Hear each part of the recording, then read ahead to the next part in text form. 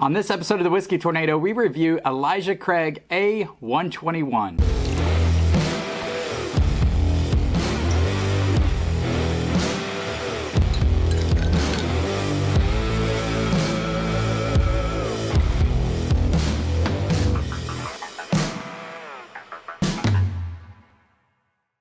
Welcome back to the Whiskey Tornado. I'm your host Lance. Today we are reviewing a hitter. It's Elijah Craig Barrel Proof Batch A121. For those of you new to the Whiskey Tornado, let me quickly explain our scoring system. I have 6 categories I rank. I rank the appearance, nose, palate, finish, value, availability. I rate each of those categories 0 to 1, 0.5 being average. At the end, I add those scores up. Any score over a 3 is bar worthy, run out and buy some. Anything 4 or better is bunker some, so you have some later in life. All right, with all that being said, let's get into the appearance of Elijah Craig Barrel Proof A121.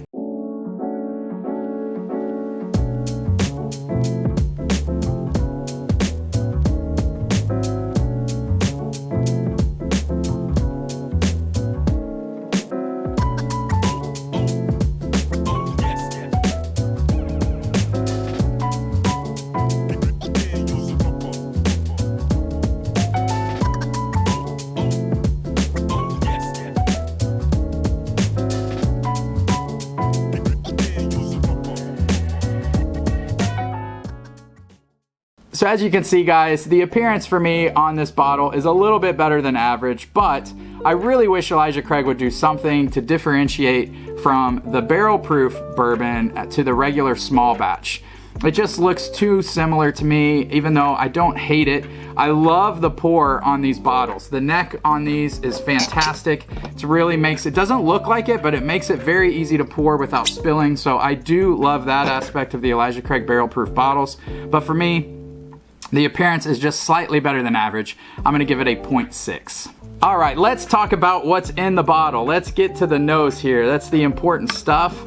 On the nose, I mean, it's Elijah Craig barrel proof. If you guys have seen any of my past reviews, it doesn't get much better, and this nose is fantastic. On this, I'm getting vanilla, like the vanilla taffies, like the fair taffy.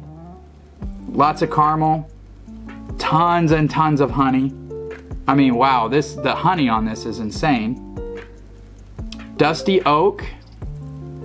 And there is like a light red fruit note in there. Maybe like strawberries. On batch A120 from last year, which I'm gonna blind against this in a second. We're gonna blind batch A120 and C920 to see which one comes out on top and how this first batch from 2021 compares to last year's batches, which were all phenomenal. But in A120 from last year, I did get some raspberry notes that I absolutely loved. And I'm getting like a strawberry note, really faint on the nose. Let's see if it carries on through the palate. The nose, really, really good. We're gonna give it a 0.7. All right, moving on to the palate. Cheers, everybody.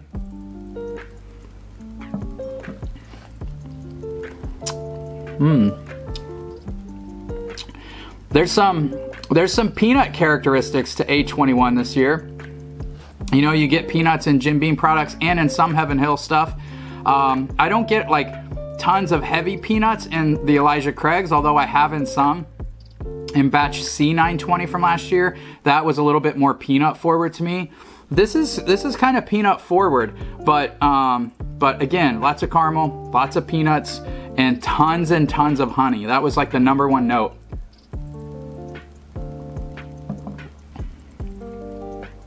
Oh man, yeah, this is a honey bomb. It is honey and peanuts. And then it has this wonderful buttery mouthfeel. I mean, good grief. That's good. That is really good stuff. You know, I don't get any of the fruit notes that I got on the nose.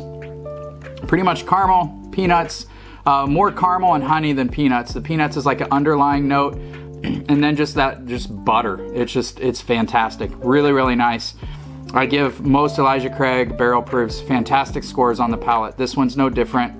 We're gonna give it a 0.8. All right, moving on to the finish, guys.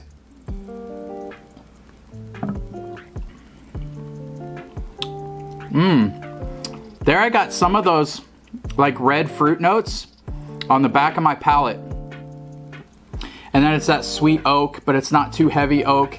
And then just more and more honey. The finish is good. I don't think this finish is as good as some of the releases from last year, but it's still good. I'm gonna give the finish a 0.6. All right, moving on to value. Value on Elijah Craig Barrel Proof is always gonna be a 1. It sets the bar for everything else. You're getting a 12-year-old, uncut, unfiltered, barrel-proof bourbon that is superb, that beats most anything on the market. And you're getting it, I picked this bottle up for $49.99. Now I understand a lot of people aren't gonna be able to find it for MSRP, but this is an $80 to $90 bottle, easy, and a lot of people can find it for 50 bucks for retail.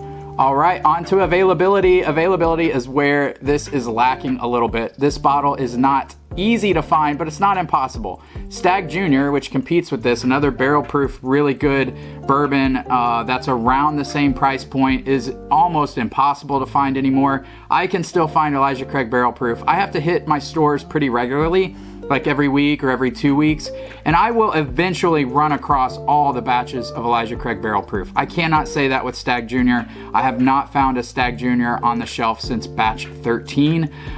So this does take a hit on availability, but it's not as poor as Stag Jr. and some other allocated products. I'm gonna give it a 0.3 on availability. All right, everybody, that brings our total score for Elijah Craig Barrel Proof A121 to a 4.1. It's bunker worthy. I have had very few Elijah Craig Barrel Proofs that I wouldn't rate bunker worthy. It's just a fantastic bourbon that you cannot go wrong. I never pass these up on the shelf. About $50 is MSRP. If I see them for 50, I'm buying almost every one they have on the shelf. And I probably go up to about 75 or 80 for this bottle.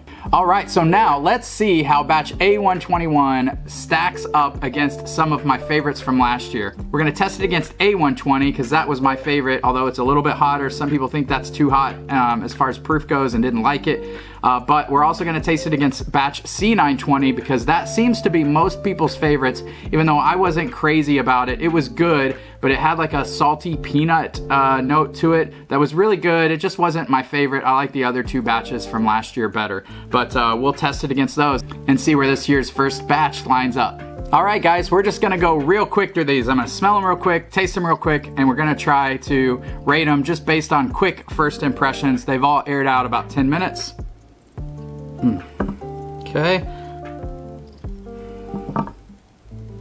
Oh, wow. Whatever C is, I think just through first impressions, that was my favorite to me. It's got a little bit more fruit notes to it, but B is really good too. Probably A is my last as far as the nose goes. C, I'd go C, B, A as far as nose. All right, guys, let's taste these real quick.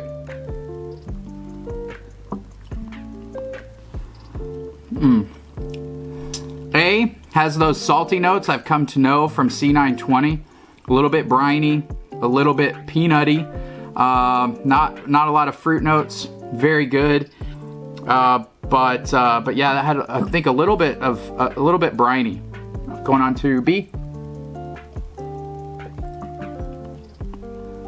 Oh, B has more caramel. Some of those fruit notes.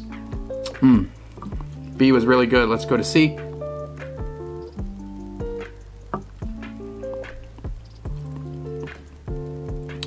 C, more peanuts there. Definitely more peanut flavor on C than on the other 2. Some honey, caramel, all those typical notes you get. Let me start from C and go back, and then we'll pick a winner here real quick.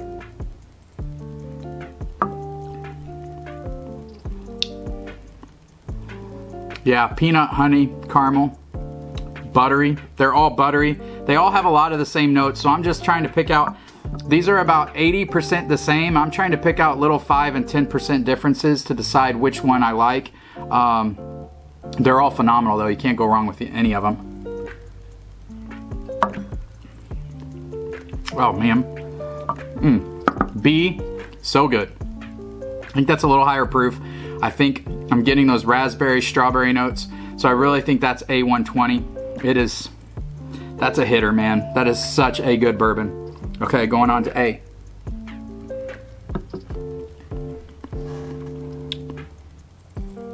Yeah, I'd say C is the least balanced of the three. I would go B is first, A second, C third. Let's see what's in third place. If I had to guess, I would say A121, but I'm not sure. It is. Last place is C, A121. I'm not sure if you guys can see that.